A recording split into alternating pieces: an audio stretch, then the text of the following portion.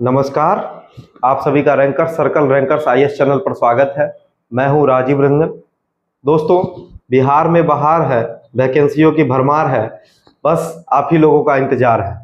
तो देखिए, आज जो है 935 सीटों पर जो है वो खंड शिक्षा विकास पदाधिकारी यानी एईडीयू का जो बहुप्रतीक्षित वैकेंसी था, बहुत दिनों से बहुत सारे लोग इंतजार कर रहे थे, तो आज फाइनली वो नोटिफिकेशन आ चुका है। तो इस वीडियो में हम लोग जो है इसकी योग्यता, सैलरी, प्रमोशन, इसके अलावा इसका एग्जाम पैटर्न और इसको कैसे जो है वो एक ही बार क्रैक किया जा सकता है, उस पर हम चर्चा करेंगे।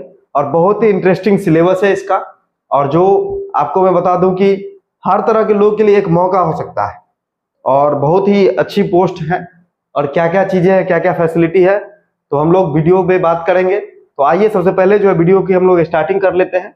देखिए, ये नोटिफिकेशन है जिसमें आपको कुल मिला के जो है 935 सीट पर नोटिफिकेशन रिलीज किया गया है, जिसमें जो है महिलाओं के लिए 319 सीट आरक्षित है, और ये कैटेगरीज वाइज सीट दी गई है। अनारक्षित में 374 सीट है, जिसमें जो महिला 131 है। फिर आपको ईडब्ल्यूएस में 93 में से 33 सीट रिजर्व है। फिर एससी में से 150 सीट है और उसमें से 53 सीट रिजर्व है। एसटी में 10 में से 4 सीट रिजर्व है। ईबीसी में जो है वो 168 में से 59 रिजर्व है, और बीसी में जो है 112 में से 39 सीट रिजर्व है। बीसीएल में जो है 28 सीट है। तो ये टोटल सीटों का ब्यौरा है। और आप लोग जानते हैं कि जो 35% जो रिजर्वेशन है, ये सिर्फ और सिर्फ अब बिहार की महिलाओं को दिया जा रहा है। और इधर जो आप लोग देख रहे हैं, इसमें जो है जो कैटेगरी का जो रिजर्वेशन है 2 नंबर से लेकर और 7 नंबर तक, वो भी बिहार के लिए है। और जो अनारक्षित श्रेणी है उसमें जो है कहीं भी कोई भी जो है वो भर सकते हैं। ठीक है, तो ये आपका जो है नंबर ऑफ सीट्स की बात थी। अब देखिए, जो इनका वेतनमान कितना है, तो इनका वेतनमान जो है बिहार सरकार ने लेवल 5 में रखा है, जिनका बेसिक 29,200 है। अगर आप ओवरऑल कैलकुलेट करेंगे तो 40,000 के आसपास इनकी सैलरी बन जाएगी। बहुत सारे लोग ये क्वेश्चन करेंगे कि इससे ज्यादा सैलरी टीचर का है, लेकिन दोस्तों टीचर को बिहार सरकार ने किसी भी वेतनमान में नहीं रखा है। ठीक है, वो एक तरह से हुंडा हुंडी सैलरी की बात है। लेकिन ये जो आपको लेवल में रखा है, जो एक परमानेंट कर्मियों को दिया जाता है, और ये आपको सबसे बड़ी बात है, पदाधिकारी का पद है। ठीक है, इसमें बहुत सारे और भी पावर्स हैं जिसके बारे में हम धीरे धीरे बताएंगे आप लोगों को। अब देखिए, इसमें जो उम्र सीमा है, सबसे पहले देखिए योग्यता जो है वो ग्रेजुएशन रखा गया है, सिंपल ग्रेजुएशन या फिर उसके समकक्ष। इसमें कोई बीएड की डिग्री नहीं चाहिए। और इसमें जो है अगर आपने बीटेक किया है, बीएससी आईटी किया है, तो वो सब इसमें आराम से भर सकते हैं, यानी ग्रेजुएशन या उसके समतुल्य माना जाएगा। अब देखिए, उम्र सीमा जो है 1 अगस्त 2025 को जो है वो मांगा गया है 21 वर्ष। ठीक है, यानी आपका डेट ऑफ बर्थ जो है 1/8/2004 से पहले का होना चाहिए। अगर आप मान लीजिए 2/8/2004 है तो आप फॉर्म नहीं भर सकते। ये आपको मिनिमम एज बता दी। अब जिनको जितना रिलैक्सेशन मिलता है, ठीक है, ये मिनिमम एज है 21 साल। जैसे कि अगर अनरिजर्व है तो 37 साल, बीसी ईबीसी है तो उनको 40 साल तक वो फॉर्म भर सकते हैं, और एससी एसटी है तो 42 साल तक जो है फॉर्म वो भर सकते हैं। और उसके अलावा जो है 5 अवसर जो काउंटिंग होता है बिहार सरकार में, जो जॉब कर रहे हैं, तो यहाँ भी उनका अवसर काउंट किया जाएगा। ये सारी चीजें हैं। अब देखिए, अब आगे क्या है, अब आगे जो है इसमें जो है वो दिया गया है कि एग्जाम पैटर्न के बारे में। तो एग्जाम पैटर्न आप सिंपल समझ लीजिए कि इसमें जो है किसी भी प्रकार का साक्षात्कार जो है वो नहीं लिया जाएगा, और इसमें जो भी एग्जाम होगा, लिखित परीक्षा के विषय पत्र, परीक्षा की प्रकृति, प्रश्नों की संख्या, ये सब जो है निम्नांकित रूप से दिया गया है। ठीक है, एक तरह से आपको जो है वो सिंगल एग्जाम लिया जाएगा, और वो भी ऑब्जेक्टिव एग्जाम होगा, जिसका पैटर्न जो है सामने है। इसमें जो एक सामान्य भाषा के पेपर होंगे, और दूसरा जो पेपर होगा वो होगा सामान्य अध्ययन का, और तीसरा जो होगा वो सामान्य जो होता है योग्यता, जिसमें हम मैथ रीजनिंग पढ़ते हैं, उसका जो है वो टेस्ट होगा। तो इसमें जो भाषा का पेपर होगा वो 2 घंटे का पेपर होगा, और एक ही पेपर होगा, उसमें 100 क्वेश्चन रहेंगे। 70 क्वेश्चन रहेगा हिंदी का, और 30 क्वेश्चन रहेगा आपको इंग्लिश का।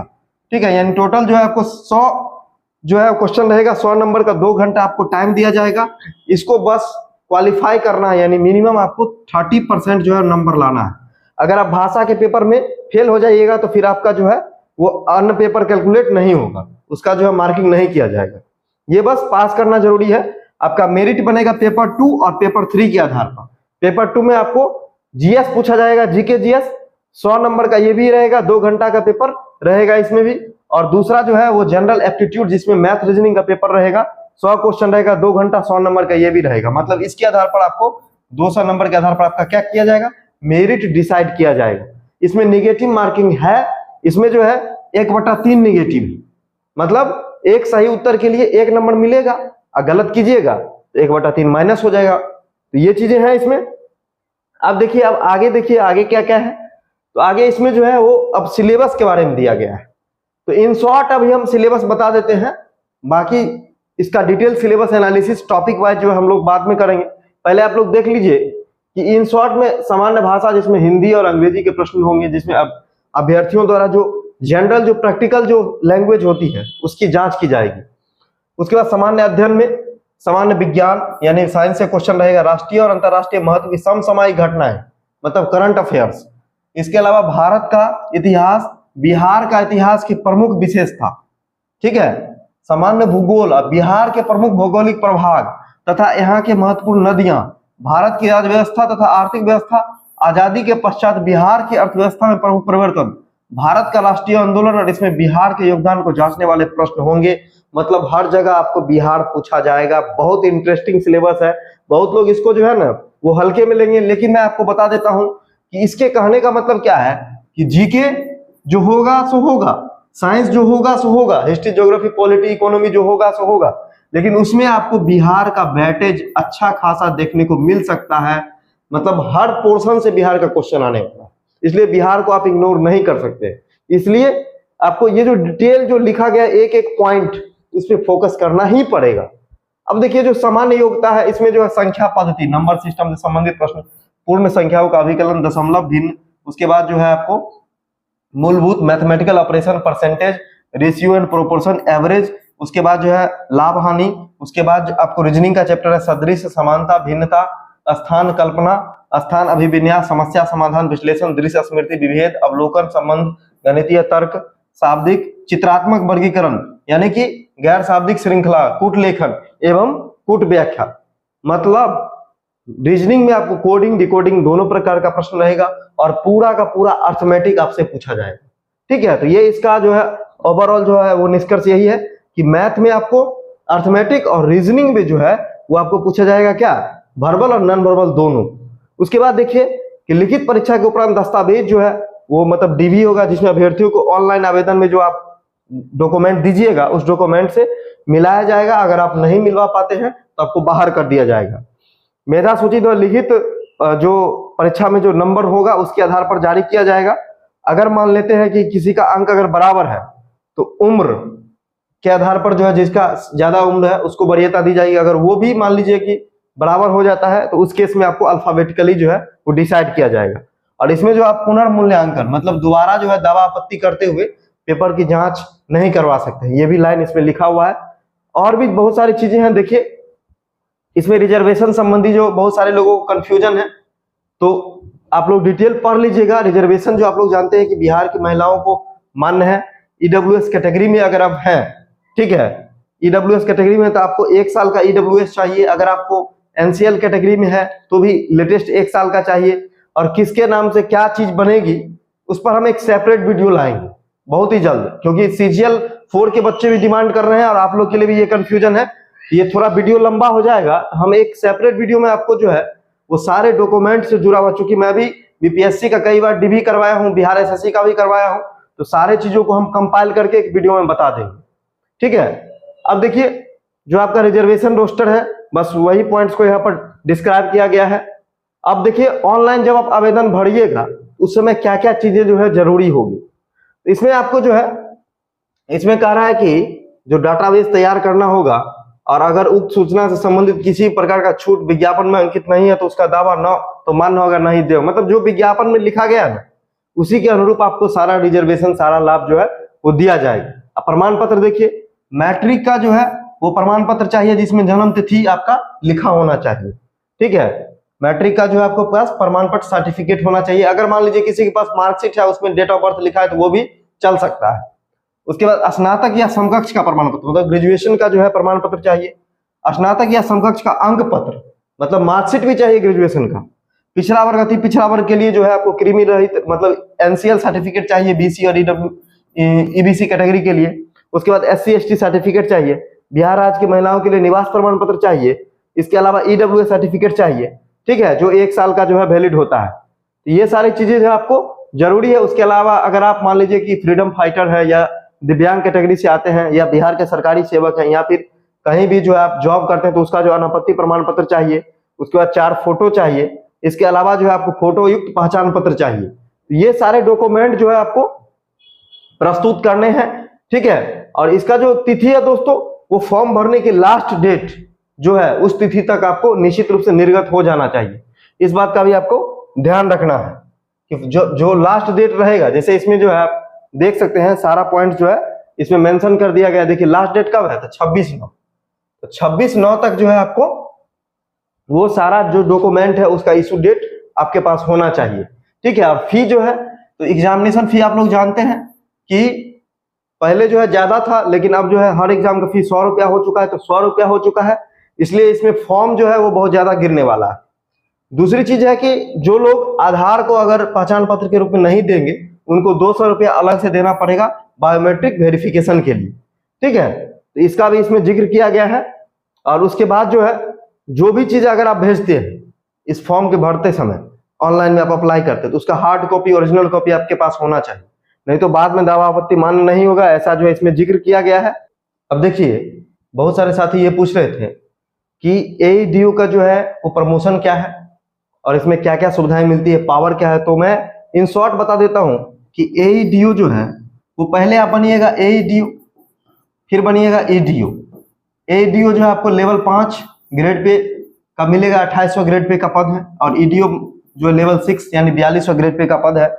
प्रमोशन आपको एक ही मिलने वाला है, लेकिन अपने आप में जो है ये बहुत ही जिम्मेवारी से भरा और बहुत ही इंटरेस्टिंग जॉब है। ऐसा इसलिए मैं बोल रहा हूं कि जब इसका नियमावली आया था तो उसमें ये लिखा गया था कि एक एईडीयू के पास 10 ग्राम पंचायत के स्कूल जो है वो सुपरविजन में रहेंगे, यानी आप 10 ग्राम पंचायत के स्कूल के इंस्पेक्टर रहेंगे, जिसमें जो है आपको मिड डे मील हो गया, चाहे स्कूल में अटेंडेंस हो गया, चाहे कोई निर्माण कार्य हो गया, चाहे जो है आपको मतलब एजुकेशन की क्वालिटी हो गई, ठीक है, इसका सुपरविजन, इसका मॉनिटरिंग करना जो है आपके जो है वो जिम्मे रहेगा। तो अपने आप में बहुत ही इंटरेस्टिंग काम है, बहुत जवाबदेही भरा काम है और आपको जो है फील भी होगा कि हम एक ऑफिसर हैं। यही अपने आप में जो है इस पद की बहुत बड़ी खासियत है। जहां तक लेवल की बात है तो आप लोग जो है इसको लेवल मिलना ही बहुत बड़ी बात है। जो शिक्षकों की अभी बहाली हुई है टीआरई के माध्यम से, उसमें कहीं भी किसी प्रकार का कोई तय वेतनमान जो होता है ना लेवल वाला, वो नहीं है। इसके अपने जो है वो फायदे हैं, वो आपको बाद में पता चलेगा। और जब आप प्रमोशन पाते हैं तो आप आज के डेट में जो बीईओ है, प्रखंड शिक्षा पदाधिकारी, तो उसी का नाम ईडीओ कर दिया गया है। तो उसके बाद जो आप एक तरह से प्रखंड के एक पदाधिकारी हो जाएंगे और शिक्षा विभाग आपके अंदर जो है वो वर्क करेगा और आपके पास जो है वो विभाग की गाड़ी होगी, इंस्पेक्टिंग अथॉरिटी होगी, स्टाफ होंगे, अपने ऑफिस होंगे। तो तमाम सुविधाएं आपको धीरे धीरे मिलेगी। अभी के डेट में जहां बेरोजगारी का जो दौर है, वहां पर आपको इस तरह के जॉब, जो इंस्पेक्टर टाइप का जॉब और बिल्कुल ही जो शिक्षा के क्षेत्र में काम करने का मौका मिलने वाला जॉब जो है वो आपको रेयर मिलेगा। एक तो फील्ड जॉब है, दूसरी बात है कि आपको यहाँ पर दिखेगा फील्ड में कि आप कुछ कर रहे हैं। इसलिए आप इन चीजों पर ज्यादा डिस्कशन न करते हुए, और सबसे बड़ी बात है ना कि इसका एग्जाम पैटर्न बहुत इंटरेस्टिंग लगा, ठीक है। बहुत लोग जो बोल रहे थे कि बीएड रहेगा, तो बीएड को भी नहीं माना गया। फिर बोला गया कि डिस्क्रिप्टिव एग्जाम होगा, उसको भी नहीं माना गया। केवल और केवल ऑब्जेक्टिव एग्जाम से आप जो है वो इतने अच्छे पद को पा रहे हैं, ठीक है। ये सबसे बड़ा जो है आपके लिए जो फायदे की चीज है। और ऑब्जेक्टिव एग्जाम में आप लोग देख रहे हैं कि 100 क्वेश्चन जो है जीके का और 100 क्वेश्चन जो एप्टीट्यूड का आने वाला है। जस्ट लाइक जो लोग बिहार एसएससी का, रेलवे का या फिर जो और एग्जाम की तैयारी करते हैं जिसमें जीएस और मैथ रीजनिंग पूछा जाता था, उनके लिए तो एक तरह से इजी सिलेबस है। बहुत सारे साथी ये पूछ रहे थे कि इसका एग्जाम कब होगा और इसकी तैयारी के लिए हम क्या कुछ करवा रहे हैं।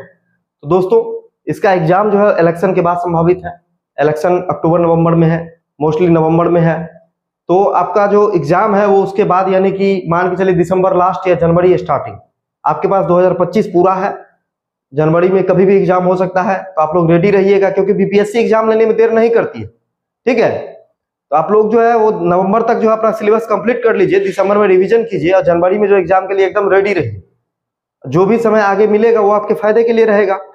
अब जो है, जो लोग पूछ रहे थे कि क्या हम इसके लिए कुछ करवा रहे हैं, तो निश्चित रूप से दोस्तों हम लोग बहुत जल्दी बीपीएससी एडीओ का टारगेट होमवर्क सीरीज स्टार्ट करेंगे, जिसमें हम लोग जो है वो पूरे सिलेबस को full test, topic wise test और जो क्लासेस हैं उसके माध्यम से हम कंप्लीट करवाने का प्रयास करेंगे। तो इसका डिटेल हम लोग जो टेलीग्राम पर और एक वीडियो के माध्यम से आप लोगों को बता देंगे। आप लोग थोड़ा पेशेंस रखिए, और इस बार जो बिल्कुल नए तरीके से हम लोग स्टार्ट करेंगे, पहले से बिल्कुल अलग और फुल फ्लेज मन से, आधे अधूरे मन से नहीं, बल्कि पूरी तरह से जो है हम खुद जो है इसमें लगेंगे। और सीजीएल 4 का भी आप लोगों का जो है वो होमवर्क सीरीज आ रहा है बहुत ही जल्द, तो आप लोग रेडी रहिएगा। जो लोग टेलीग्राम से नहीं जुड़े, जुड़ जाइए। और बीपीएससी की जो स्पेशली तैयारी कर रहे हैं, बीपीएससी की कोई भी वैकेंसी की, तो उनके लिए दोस्तों अलग से टेलीग्राम और यूट्यूब चैनल बना दिया गया है, रैंकर आईएएस, रैंकर्स आईएएस। इसका जो है वो लिंक यूट्यूब चैनल का भी और टेलीग्राम का भी मेन टेलीग्राम ग्रुप में, और नीचे जो है हम लोग पिन कर दे रहे हैं, आप लोग जो है उसको ज्वाइन कर सकते हैं। ठीक है दोस्तों, तो बहुत ही जल्द मिलते हैं आपके लिए एक नए टॉपिक के साथ। तब तक के लिए पढ़ते रहिए, मुस्कुराते रहिए, चैनल को लाइक शेयर और सब्सक्राइब कीजिए। धन्यवाद।